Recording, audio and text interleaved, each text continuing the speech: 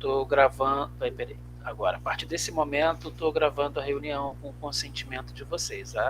À medida em que as pessoas forem entrando, a gente vai avisando também. Tá, beleza, gente. Bom, o que a gente ficou para hoje? A gente combinou de vocês darem uma olhada nas aulas 1, 2 e 3, porque essa fase que vocês estão tendo, especialmente nessa disciplina de língua portuguesa 1, ela é bem diferente da outra que vocês assistiram, que vocês tiveram contato, tá bom? Ué, eu excluí a Raíssa? A Raíssa pediu para entrar e eu excluí. Meu Deus, o que eu fiz de errado?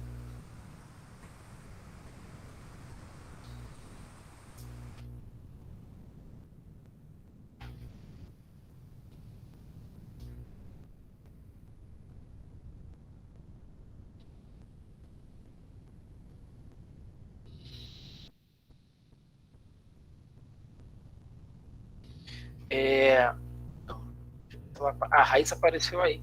Raíssa, eu achei que eu tinha te excluído.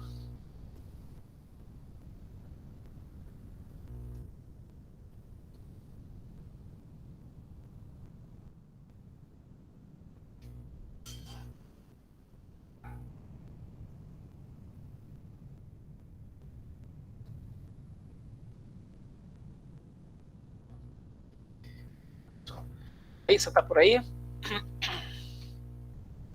Raíssa. Só para sinalizar que a gente está gravando tá, Raíssa, a gente está gravando, tá bom? Então queria saber se você permite aí, senão a gente tem que interromper.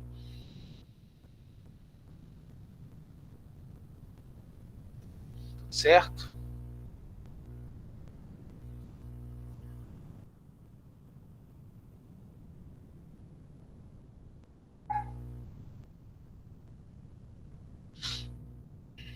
Dando a Raíssa aqui responder.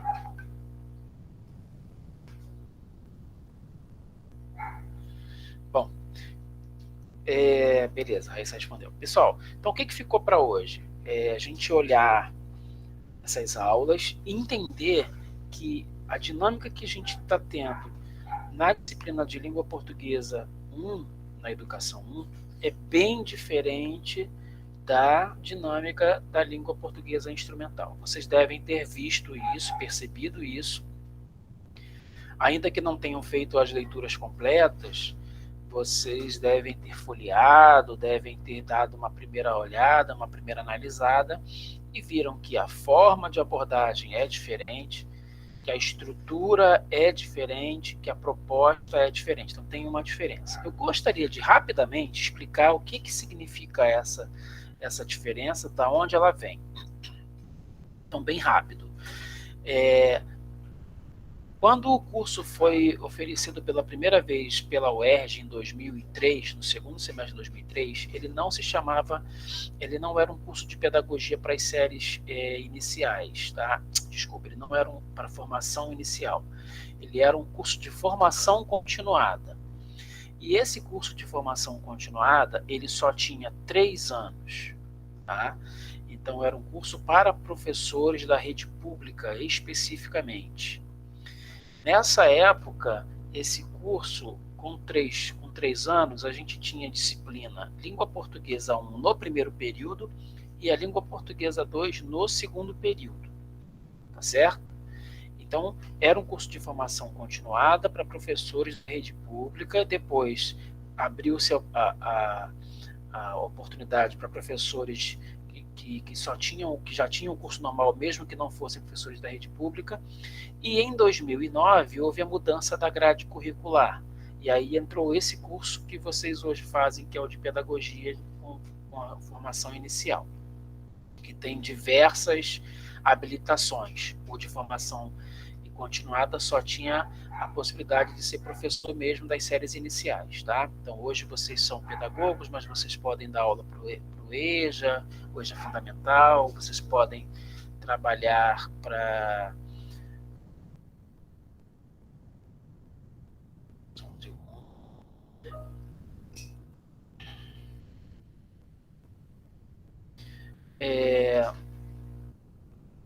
Deixa eu ver, as pessoas me chamam do nada.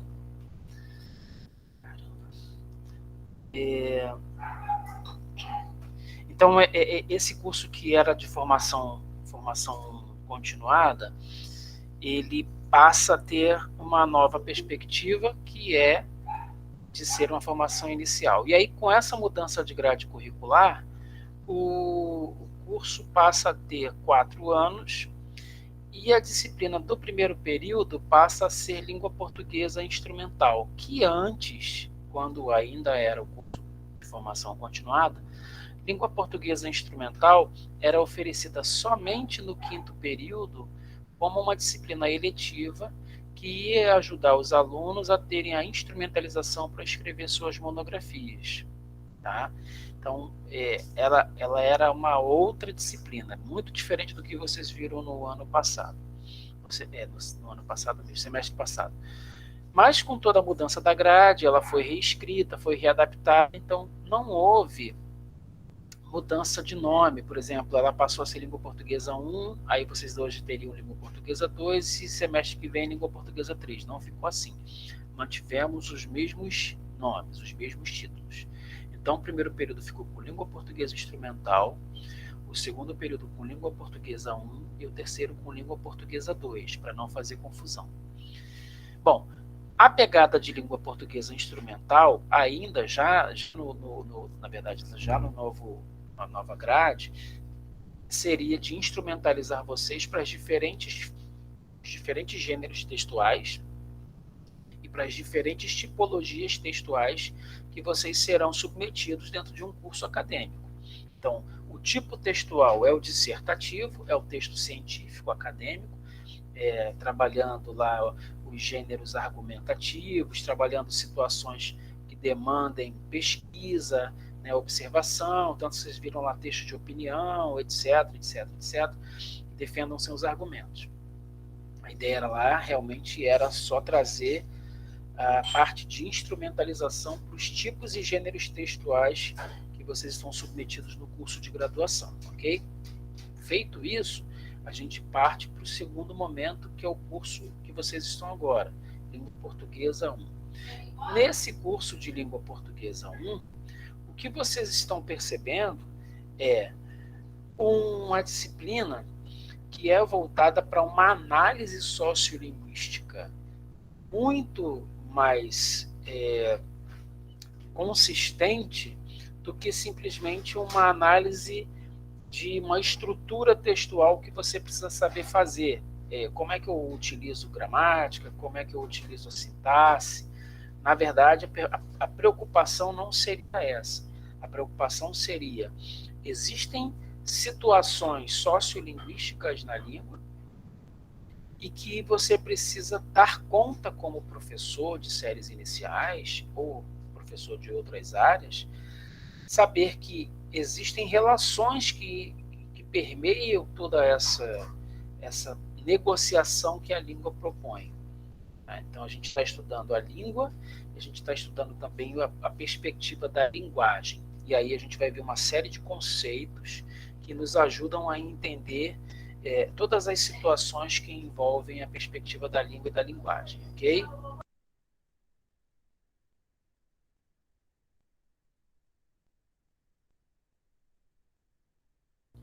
Pessoal, então até aí, eu queria só saber se o que vocês leram está batendo com o que a gente está falando aqui.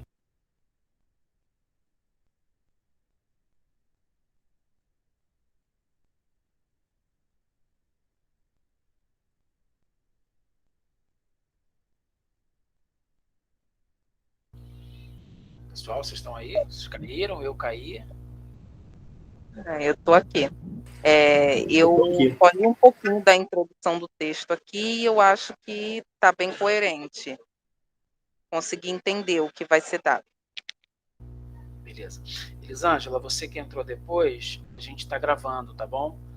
Então, se você permitir, dá um consentimento aí, por gentileza, para a gente. Boa noite, professor. Tá bom, obrigada. Aí Raíssa iniciou, então, a leitura do texto 1 e deu uma olhada no texto 2. Beleza. Bom, as estruturas que a gente vai conhecer agora em relação a conceitos estão marcadas nitidamente nesse primeiro momento sobre poder. Vocês têm visto lá que o livro fala sobre, a apostila fala sobre poder. Agora, para quê? Qual seria o objetivo de falar sobre poder se eu estou estudando língua portuguesa? O que vocês imaginam? Por que se colocou isso lá? Da onde que saiu essa ideia? De se falar de poder para estudar língua? Vocês.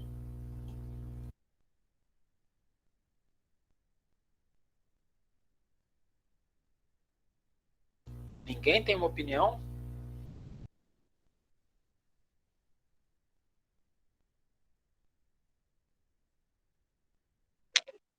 Eu acho que está um pouco relacionada à autoridade que você tem como cidadão, né? A como você vai se representar, assim, né, na sociedade. Eu acho.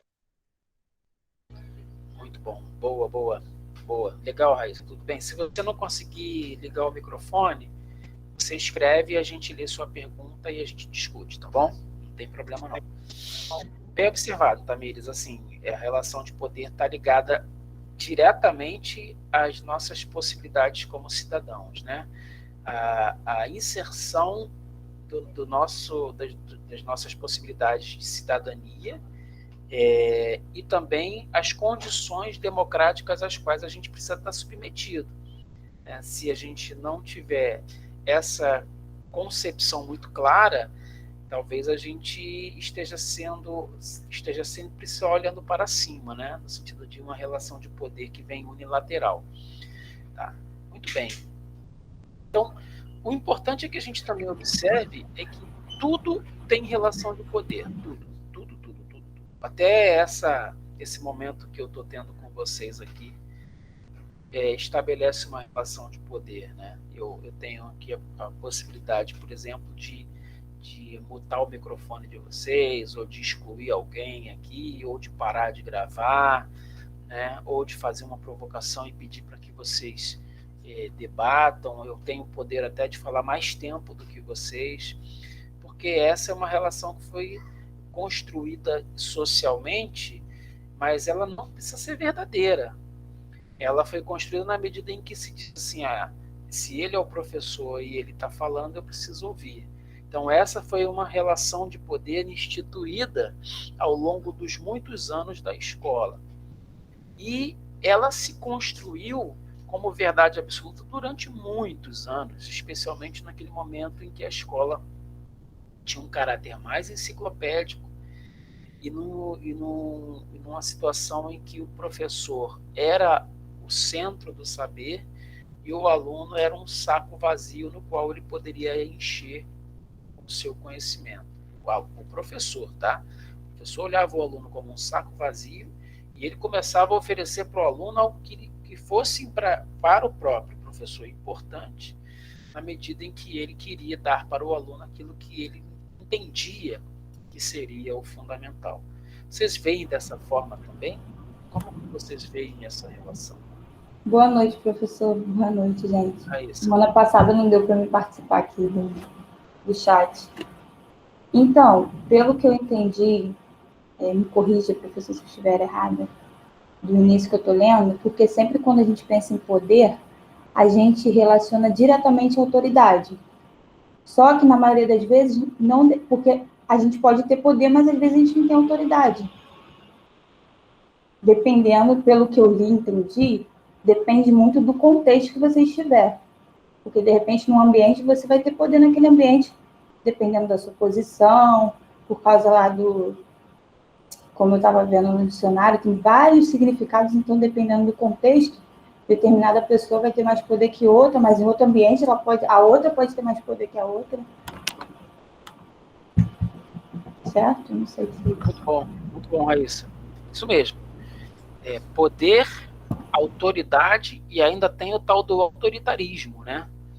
Você pode ser uma autoridade sem ser autoritária e você pode ser uma pessoa autoritária achando que tem poder e de repente você nem tem tanto assim, né? existem essas relações também que elas são bem complexas. Vocês imaginam por que o estudo de língua portuguesa está falando disso? O que vocês acham que a língua tem a ver com poder?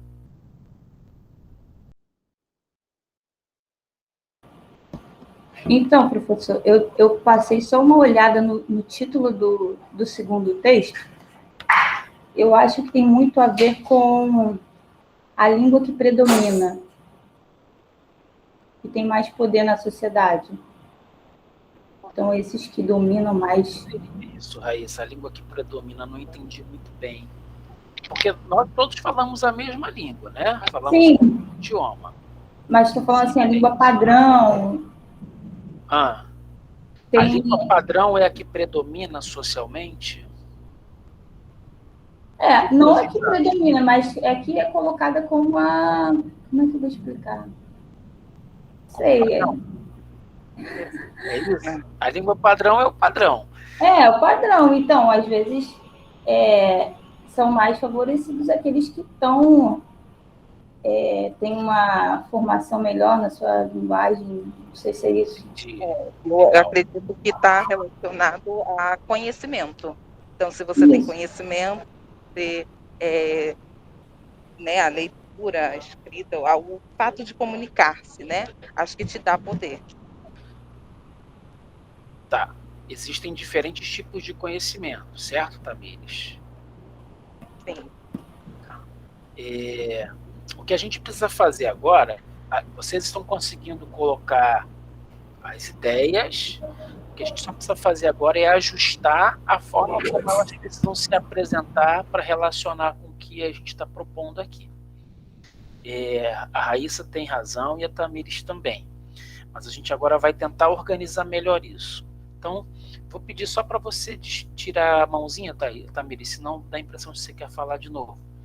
Desclicar aí, por gentileza, depois que falar, tá bom? Isso.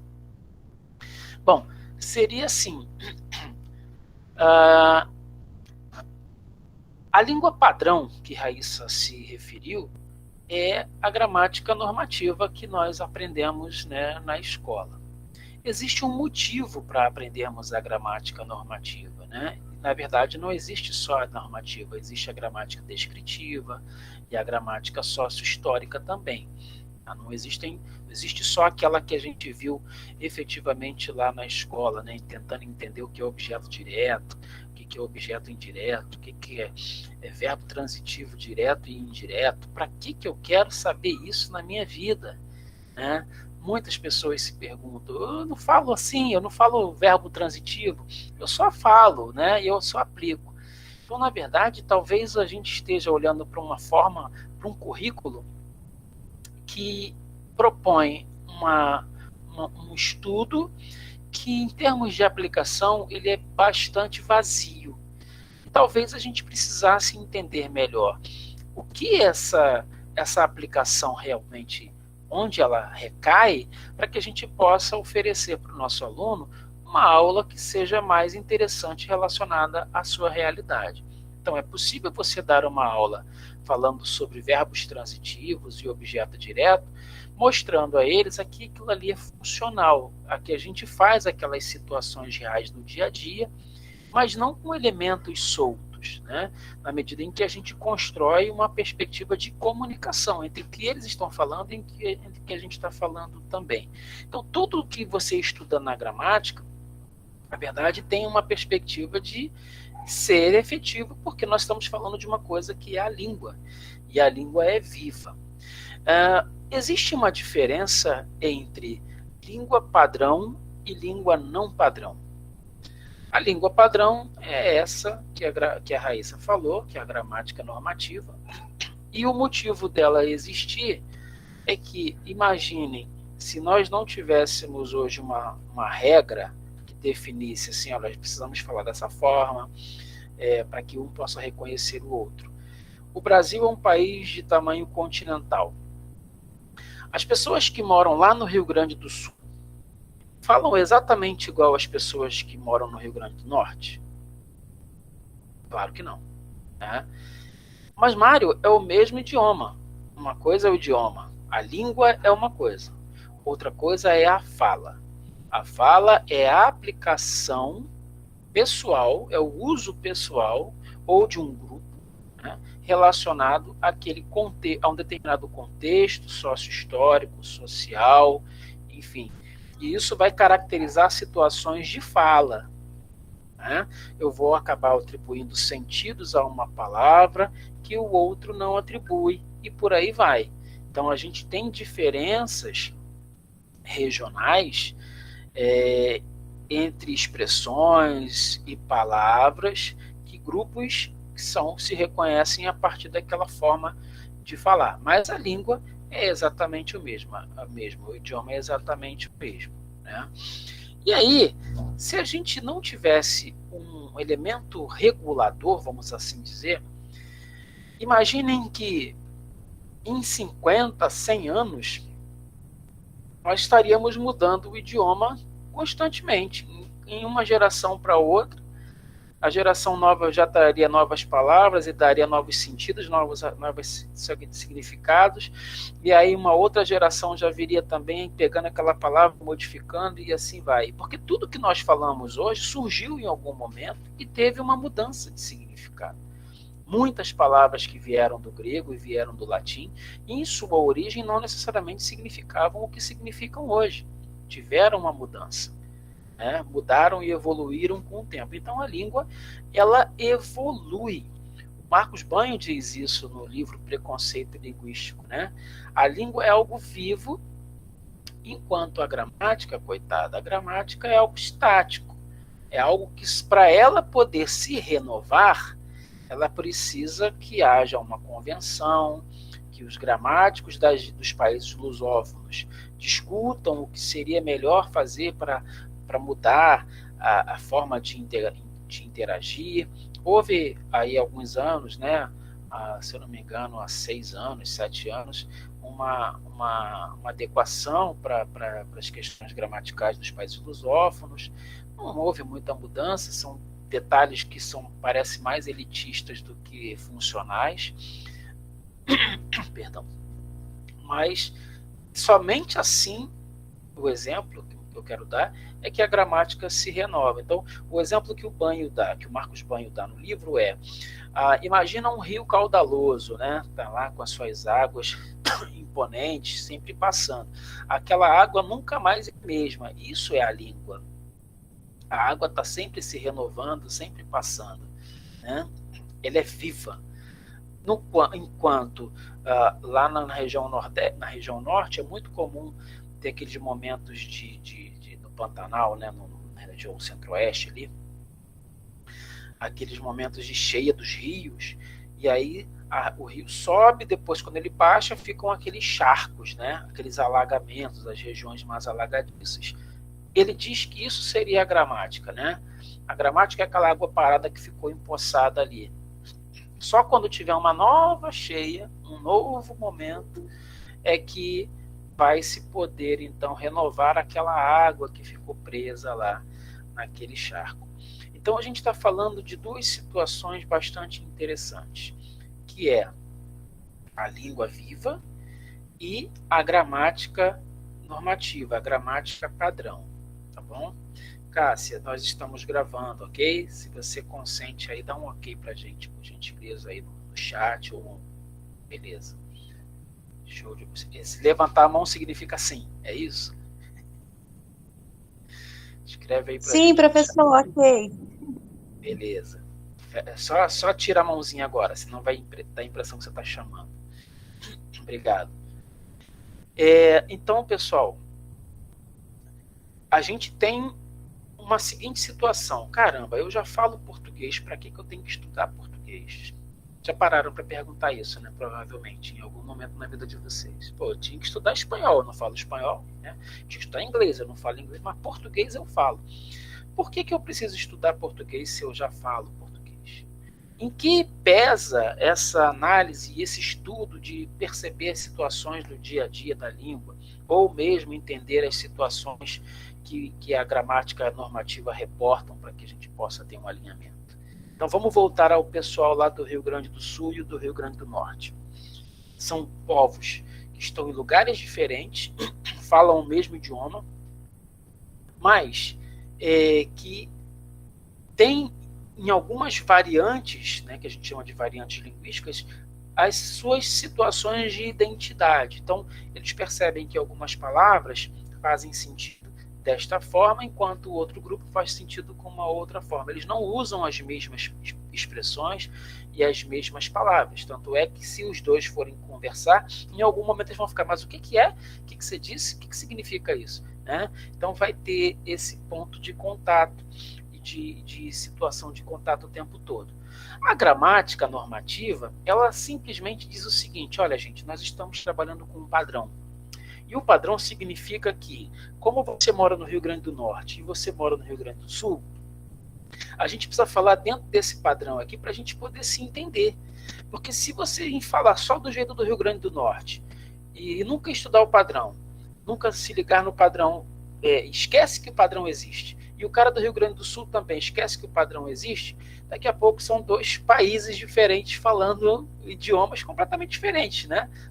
Eu sei que são estados, mas é como se fossem dois países dentro do mesmo Brasil, porque falariam uma língua diferente no Rio Grande do Norte e uma língua diferente no Rio Grande do Sul, e isso aconteceria em todos os estados, e o Brasil não deixaria de ser um país com Estados Unidos, né? Estados que estão unificados pelo sentido de republicano. Seriam, na verdade, aí como se fosse lá a União Europeia, né? A Europa é um espaço que os países são menorzinhos, bem pequenininhos, e cada um fala lá seu idioma, sua língua, porque é assim que se reconhece na sua identidade social e cultural. Pessoal, até aí, como que está indo?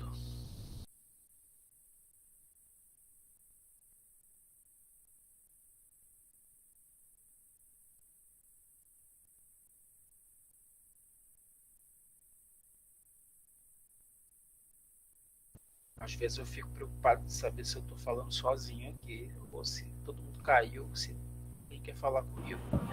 A gente está aqui, professor. Eu estou aqui, todo mundo. Estamos aqui. Pode continuar. Ok. Não está saindo som, professor. Tá mudo. Vocês não têm ideia de como já é ruim não ver o rosto de vocês. E aí, quando eu falo, vocês não respondem, eu me sinto falando só com o computador, que é horrível. Então, eu queria que vocês tentassem interagir mais comigo, tá bom? Até aí, tudo bem? Os conceitos estão claros? Sim, professor. Ok, tudo bem. Bom, então estamos falando de língua padrão e de outra que não é padrão. A língua que não é padrão tem uma série de variáveis ou variantes linguísticas. É exatamente isso que eu falei. Cada região, cada grupo social vai ter a sua forma de fazer o uso do idioma. Essas são as chamadas variantes. Tá bom? Nós chamamos de variantes ou de variedades linguísticas. Todos dentro do mesmo idioma. Tá? Estamos unificados nesse momento no idioma, nos reconhecendo pelas mesmas palavras em algum momento, pelo menos na estrutura macro da comunicação, por conta da gramática. Se isso não acontece, nós estaríamos falando outras palavras e outras situações de significado. Mas muito bem, Mário. Você está falando aí, eu queria entender para que eu preciso estudar a língua portuguesa, já que eu já falo português. Então, como eu disse, você imagina um grupo que sempre só falou. Eles vão ter uma maneira peculiar de se comunicar com a sua fala. Eles vão ter um universo que a gente chama de léxico, né? O léxico significa o vocabulário. Então, eles vão ter um universo lexical das palavras que eles já ouviram, porque eles falam aquilo que ouvem. Estou colocando uma comunidade falante, tá? Não vou entrar na complexidade do universo surdo, não, porque vou me dar mal nessa parte e eu não domino. Então, estou lidando com uma comunidade de falantes. Então, os falantes daquele grupo social, eles só ouvem. Então, alguém ensinou eles a falar, ou eles aprenderam a falar em algum momento da história, e estão sempre reproduzindo e falando as mesmas palavras. Tá? E um outro grupo é um grupo social que, além de falar, também consegue interagir por meio das palavras que são lidas. Então, é um grupo que lê, é um grupo que acabou se tornando letrado. Lendo, frequentou a escola e a escola proporcionou a eles essa oportunidade de ler. Sem fazer nenhum tipo de comparação cultural, porque ambos têm suas formas culturais, e essas culturas são reconhecidas, existe uma diferença técnica na questão vocabular e lexical entre esses dois grupos. O grupo 1, que apenas reproduz aquilo que ouve, tem um universo vocabular praticamente fechado e cíclico. É aquele. Na medida em que, enquanto o outro grupo, o grupo 2, que foi escolarizado, que teve acesso a uma cultura letrada, que consegue ler, que lê um jornal, que identifica leituras em livros, esse grupo começa a fazer uso, inclusive, dessas palavras que estão sendo adquiridas e consumidas nessas leituras, seja num jornal ou num livro. Então, para além daquilo que ouvem, também conseguem consumir palavras, conceitos e novas significações daquilo que leem. Inevitavelmente, os indivíduos desses dois grupos, na hora em que propõem a estruturação de seus raciocínios para demandar a solução de um determinado problema, terão mais dificuldade. O grupo que não domina a parte da leitura, terá mais dificuldade em expressar situações, problema que precisa resolver. Então, imagina que será um discurso mais simples, talvez até simplório, para expressar uma situação um pouco mais complexa. Na medida em que um grupo letrado terá a oportunidade de utilizar palavras mais específicas para dar conta de situações mais complexas. Vocês conseguiram entender essa enrolação que eu fiz ou ficou muito confuso? Sim. Então, a gente está dizendo aqui que o indivíduo que frequenta a escola, por uma questão democrática, ele tem mais oportunidades de encarar situações complexas e de tentar solucioná-las com situações mais específicas, de descrevê-las, de sugeri-las, de vivenciá-las, ao passo que os grupos que não frequentam a escola, que não conhecem a cultura letrada, podem, eu não estou afirmando que irão fazer isso, mas podem, né, existe uma margem percentual de chance em que eles terão mais dificuldade em expressar essas mesmas situações complexas. Tá? Então, estar em contato com a leitura, por esse prisma, deixa de ser uma obrigação e passa a ser um direito. Você não estuda por uma obrigação. A gente aprendeu a vida inteira que eu precisava ir para a escola, acordar cedo para ir para a escola, mas enfim, para que eu quero fazer isso? Que é chato, eu não quero estar lá. E é exatamente o que alguém estava te dizendo de uma outra forma, que é a maneira que você vai ter de, em algum futuro próximo, poder usufruir de mecanismos racionais adequados para dar conta de situações complexas, ao passo que outras pessoas vão ter mais dificuldade de estar diante dessas situações por não terem essas mesmas perspectivas de letramento. Ficou claro isso, gente? Sim, ficou. Muito bem. Bom, então, a gente está dizendo aqui que A gente vai ter um grupo na nossa sala de aula, na nossa mão, né? Os nossos alunos, nossos futuros alunos. Inevitavelmente, a partir de um programa de conteúdo, você vai designar para essas pessoas o que elas precisam aprender e como elas precisam aprender. Então, voltamos para a relação de poder. O professor tem esse poder de definir qual será a metodologia utilizada e qual será a forma de abordagem dessa metodologia. Algumas escolas até sugerem que o professor utilize a metodologia mais convencional lá, ou a que foi adotada por todos os outros professores. Mas existe a liberdade de cátedra, né? Você, dentro da sala de aula, você tem a liberdade de direcionar aqueles conteúdos em acordo com um programa. Existe um programa. Mas ainda assim é você que indica o livro que o aluno vai ler. Então, até nisso existe uma relação de poder. E o que eu estou querendo dizer nessa relação de poder é que nós temos uma responsabilidade absurda em fazer escolhas por outras pessoas. Nós estaremos escolhendo todos os livros, todo o conteúdo e a forma como esse conteúdo precisa ser abordado para pessoas que estarão em processo de formação.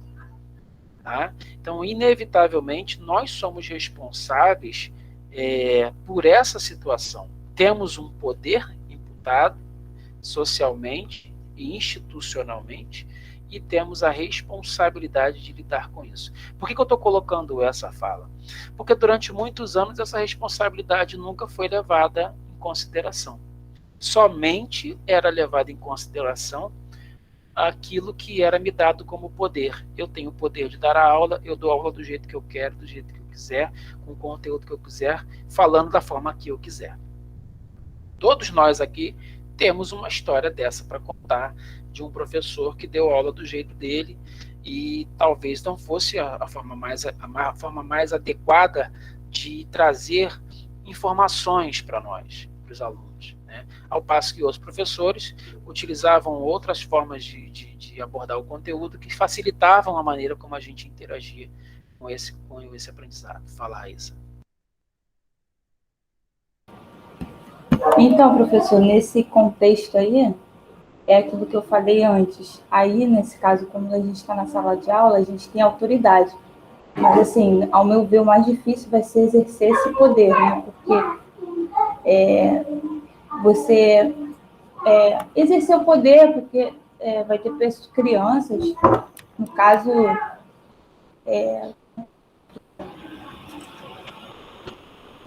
para você ser ouvido, ser aceito aquilo que você está passando. Acho que, para mim, no caso, é difícil exercer o poder, no caso. Ali você tem um papel de autoridade, mas... Eu estou entendendo. Está entendendo, professor? Será que você está preocupada? Será que você não está preocupada com a questão de como você vai interagir com os seus futuros alunos e como será essa relação de respeito entre vocês? Porque o fato de você ser o professor na sala de aula, hoje, não repercute mais simplesmente como, olha, ele precisa de todo respeito porque entrou na sala, é ele que manda. A gente sabe que essas coisas hoje não são assim. Bom, aí eu acho que vai ter um traquejo, um jogo de cintura da parte do professor. Para a gente, na verdade, a gente não exige o respeito, a gente negocia respeito entre as pessoas. Então você, na medida em que respeitar os seus alunos, né, mostrar para eles o quanto você está ali por uma proposta que você tem a dar para eles, algo que você tem a oferecer para eles, mostrando quanto aquilo pode ser interessante, pode ser importante, sem autoritarismo, né?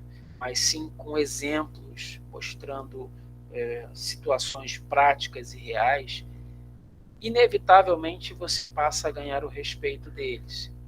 E aí eu acho que a tua questão de relação de poder está aí. poxa, se eles não me respeitarem, eu tenho que fazer uso da minha relação de poder. Em alguns casos vai. Isso é fato.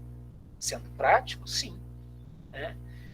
Você pode ter um aluno que realmente foi para aquele dia e ele está super mal intencionado, ele não está nem um pouco a fim de ser cooperativo e ele está querendo mesmo problema. Aquele dia ele está passando por alguma situação que a gente não sabe qual é e ele está lá querendo problema. Então, se você não tiver jogo de cintura e partir somente para a autoridade, o autoritarismo, não autoridade, desculpa, o autoritarismo, você vai chegar no ponto que ele queria, que é o embate. Ele vai realmente falar, eu consegui tirar a professora Raíssa do sério, que era tudo que eu queria, não ter aula, porque ela vai ficar nervosa, vai gritar comigo, vai perder as estribeiras, eu vou sair rindo, ganhando, vou ser suspenso, que é tudo que eu quero, não ter obrigação de ir para a escola.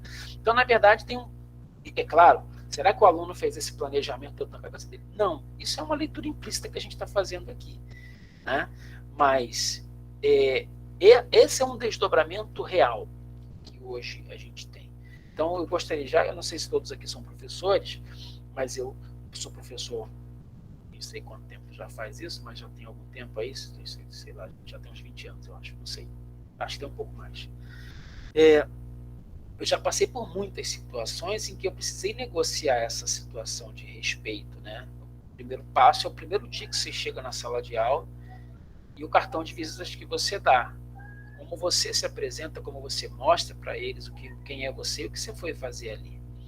É ali que está o primeiro passo, para eles entenderem quem é você. Você é um ser humano, você é um profissional, você é uma pessoa, você é um pai de família também, uma pessoa que tem uma família, tem esposo, tem esposa, tem filho, tem mãe. Você é uma pessoa como eles.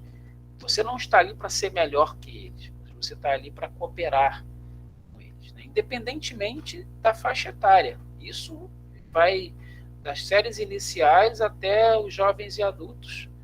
É exatamente a mesma coisa. É claro que a abordagem e a linguagem é diferente, mas que essas situações são reais, elas são reais. Então, vão ter aqueles alunos que simplesmente vão seguir à risca tudo, abaixando a cabeça, e vão ter aqueles alunos que, por ter sua personalidade forte, não vão aceitar o que você fala, vão querer para o embate, e você vai ter que convencê-los de uma forma com muito respeito, com carinho, né? E com a dedicação que você tem pela profissão que você escolheu, que é o amor que você tem. Você fala assim, não posso desistir disso, é o que eu escolhi para a minha vida, e você vai parando essas arestas. As coisas não são fáceis, não é numa aula que você faz isso, mas, em geral, tá, você consegue vencer esses desafios. Eu posso contar nos dedos, talvez, nesse tempo todo que eu dei aula, às vezes em que eu tive muito sucesso com um aluno que realmente não queria. Né? Eu já vivi uma situação em que os alunos alunos do EJA, né, que passam por muitas situações na rua, por serem meninos negros, por serem meninos pobres, por serem meninos da periferia, e que sofrem muito com a violência urbana, que sofrem com a violência policial, que sofrem preconceito. Então, tudo isso é conversado, é negociado dentro da sala de aula. Você mostra para eles que você sabe que aquilo é real. Não adianta você dar uma aula do mundo paralelo. Você tem que estar no mundo que eles vivem. Se você estiver num mundo paralelo, realmente vai ficar difícil eles te ouvirem. Né? Isso é até para mim e para vocês. Né? Se eu começar a falar aqui de uma universidade ou de uma escola a qual vocês não têm acesso, que de repente não venham a ter, porque nem todo mundo consegue as melhores escolas. A gente às vezes consegue escolas que são mais difíceis, mais periféricas, mais complicadas.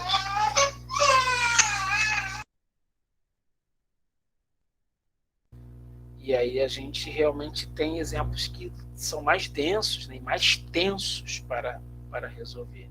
Cada um de nós aqui vai viver uma situação e vai aprender com elas. Acho que é isso, Raíssa, para onde você estava olhando. E é óbvio, a relação de poder está ali. Agora, cabe a você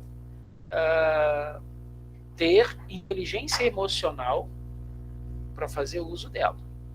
Se você partir para o embate, provavelmente você vai sair da sala rouca, vai chegar em casa estressada, vai pensar várias vezes se é isso mesmo que você quer para sua vida.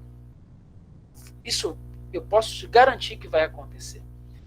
Ao passo que quando você tentar entender aquela pessoa que está realmente ali passando por um distúrbio na sua sala, que quer atrapalhar, você vai entender que tem um motivo. Ele não está fazendo isso do nada. Quer chamar atenção por algum motivo.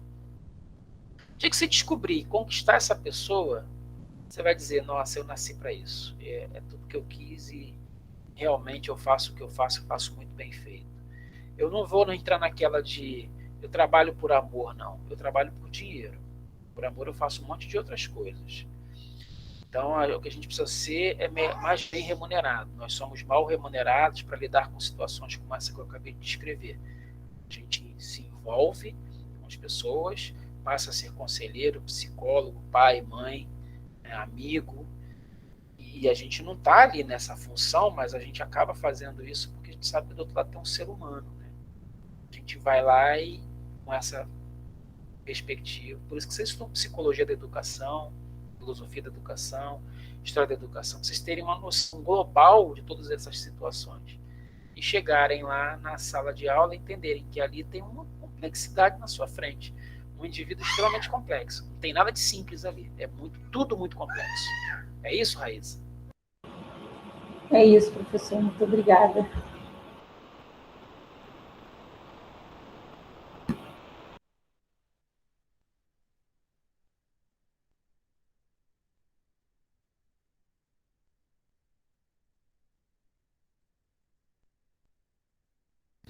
Bom, pessoal, continuando, alguma dúvida até aí? Como é que vocês estão reagindo a isso? Quais são as reações de vocês? Eu queria saber se todos estão me ouvindo bem, se todos estão por aí ainda. Sim, professor, estou aqui escutando o Sim. senhor. Sim, estamos ouvindo. Muito bem, vocês teriam alguma pergunta para fazer? Notem, uma das melhores formas da gente mostrar que está aprendendo é tirando dúvidas. A gente tem que ter dúvida para mostrar que a gente realmente não aprendeu. A gente só aprende a partir das nossas próprias dúvidas. Então, eu sei que vocês estão me ouvindo. Né? Agora, façam um exercício mental de tentar criar uma situação, uma provocação e tragam para a discussão. Nossa, isso aqui não é aula, como a gente já sabe. Isso é um encontro em que a gente está tentando aí fazer uma análise a partir de possíveis dúvidas que vocês venham a ter, tá bom? Vamos lá, coloquem suas dúvidas.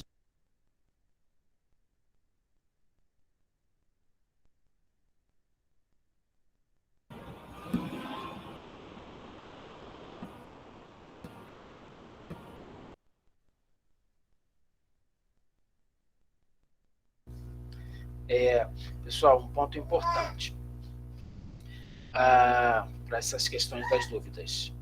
Eu sei que vocês estão fazendo uma leitura muito densa, de muitos materiais, mas vocês não podem perder de vista que vocês estão num curso superior e vocês estão num curso superior de uma das mais renomadas instituições do país, que é a UERJ. É um curso de excelência. Então, nós precisamos ter a cultura de ler e estudar os materiais. Não garantam somente que vocês vão na tutoria tirar a dúvida para responder a questões específicas de uma AD ou de uma AP. Se vocês fizerem isso, vocês vão ter uma formação muito, não sei nem se básica, mas uma formação que vai ficar a desejar. Vocês podem conseguir formar. Professor? Sim, deixa eu só concluir.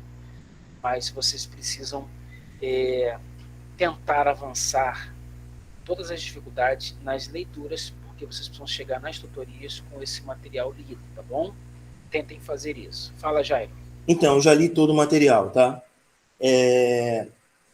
Essa relação disfuncional de poder, porque uma parte do texto também fala sobre relação disfuncional de poder, essa relação disfuncional de poder, ela também causa muitos problemas na sociedade, porque durante muito tempo, e até hoje, eu penso,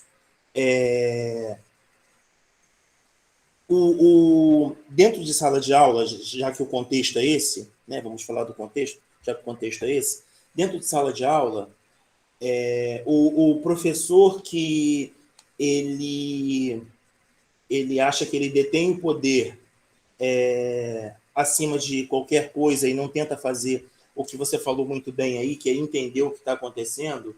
E porque se por um lado a gente tem que entender que ali tem um ser humano que está falando com a gente, o professor também tem que entender isso.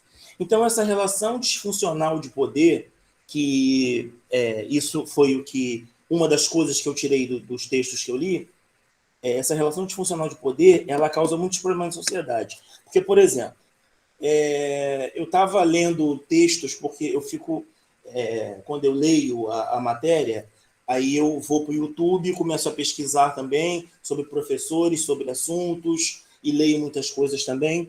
Eu estava lendo um texto de um professor, Justino, se não me falha a memória, e ele estava falando sobre a escola, quando ela trata o aluno de um jeito que não deveria tratar. Por exemplo, um aluno que ele é diferente dos outros alunos, ele é colocado de lado, não só pelos colegas, mas também pelos professores. E aí, quando ele se vê diferente, os colegas veem ele diferente, eles têm apenas uma reação. Isso era na minha época, hoje em dia também se faz isso sempre vai acontecer. Vai enfiar a cabeça desse aluno que é diferente no vaso. Só que a escola, professor, a diretoria, vamos chamar assim, como eu chamava antigamente, o professor, o coordenador, não vai chamar a família dos garotos que enfiaram a cabeça dele dentro do vaso. Vai chamar a família de quem está com a cabeça dentro do vaso para conversar, porque ele é o problema. Ele vai ter que passar por psicólogo, porque ele é o problema, porque ele é diferente. Então, essa relação de poder disfuncional que coloca o diferente em xeque, eu vejo que isso também é um agente complicador, porque quando você joga esse indivíduo na sociedade, esse indivíduo ele vai fazer o quê? Ele vai reproduzir. Ele vai reproduzir, porque isso já foi provado que pancada não educa, que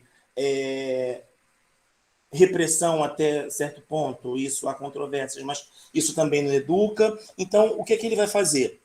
Ele vai reprimir, como ele foi reprimido. E isso também, em grande parte, isso que a gente tem hoje aí na sociedade, isso em grande parte é culpa da escola. É claro que isso vem mudando, até num texto de uma outra disciplina que eu estava estudando aí, como sempre, eles pedem para a gente discutir acerca daquela música do Pink Floyd, e eu me lembro que eu escrevi que é sempre a mesma coisa para a gente discutir a relação disfuncional, só que nunca muda, professor.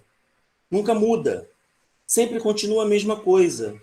Entendeu? Então, essa relação de poder, ela precisa ser revista. Porque se eu não consigo entender o muro do outro, o que tem do outro lado do muro, do outro, foi conforme o senhor falou e eu vou repetir, porque o aluno ele não entende que tem um ser humano lá na frente. Mas muitas vezes o professor também não entende que tem um ser humano lá. E aí a cabeça de quem estava dentro do vaso é que vai ter que sair, a mãe e o pai dessa pessoa que vai ter que ir para a escola, porque a direção vai chamar a mãe e o pai dessa pessoa que está com a cabeça dentro do vaso, ele é que vai ser indicado procurar um psicólogo, e a cabeça do opressor vai continuar limpa e vai seguir com a vida. E esses opressores, e essas pessoas que são opressoras, elas sempre repetem o mesmo vício de oprimir, de reprimir, de se colocar acima, como você falou no início da aula. Você usou o seu exemplo aí, que você está falando e nós estamos ouvindo. Isso, né, foi o exemplo que você usou. Como se nós estivéssemos olhando para cima e você para baixo. E o que não é o caso, porque você não é assim, eu percebi. Mas essa repressão, ela se repete, se repete, se repete. Então, essa relação disfuncional de poder também é culpa da escola. De hoje, de ontem, de sempre, porque sempre tem aquele que passa para frente aquela relação disfuncional de poder para oprimir o outro e não ouvir, não entender, não fazer nada e não faz nada para mudar. Aí volta na música. Deu aula, vamos ver a música. Deu aula. Porque a gente tem que mudar, porque o aluno ele não tem que ficar em fila. Gente, eu imagino que esse texto tenha mexido muito contigo, porque a gente está falando de uma estrutura textual, de um texto, né, que trazendo conceitos exatamente que você está fazendo aqui, né, abordando, né, cobrando. Por que a escola nunca fez isso antes, né? Então, nós estamos aqui estudando um material que tem uma perspectiva de repensar isso exatamente como você está colocando, né? Vamos repensar, porque o que temos hoje posto socialmente causou aí uma série de gaps sociais, né? Temos uma série de problemas sociais por conta disso. Cara, muito, muito bem colocado, Jair. Foi muito boa a sua participação. Alguém mais, pessoal, quer falar um pouquinho?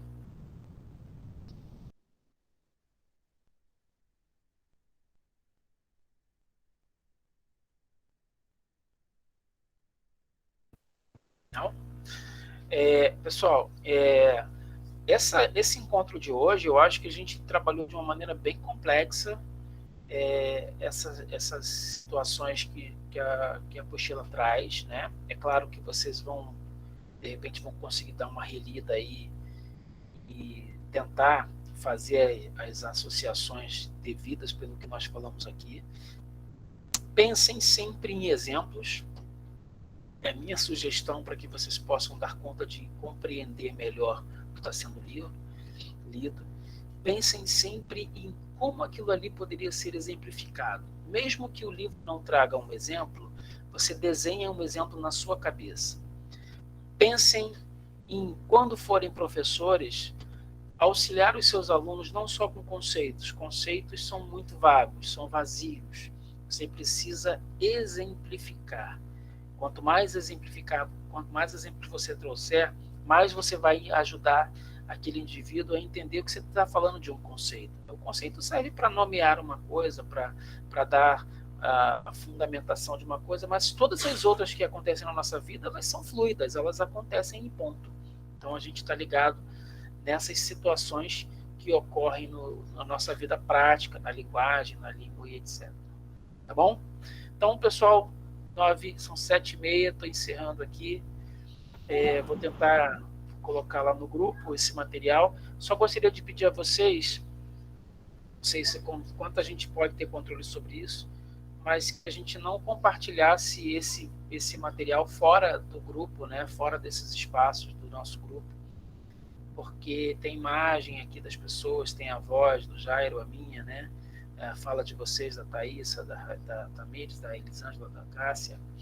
Então, pode não ser legal, tá bom? Pra a gente não perder o controle disso aí, e de repente a gente está circulando na mídia sem a gente autorizar. Então, uma boa noite para vocês. Espero que a gente tenha aí uma etapa. Boa noite, professor. Na semana que vem, preciso que vocês leiam até a aula 6, tá bom, pessoal? Para a gente discutir mais, tá? Tá bom. Muito obrigada, professor. Um abraço, uma boa noite. Boa noite, um abraço. Tchau.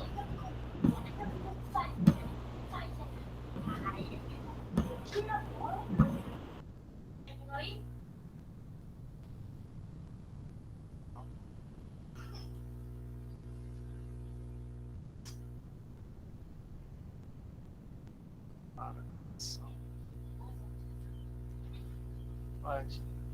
Eu quero parar a gravação.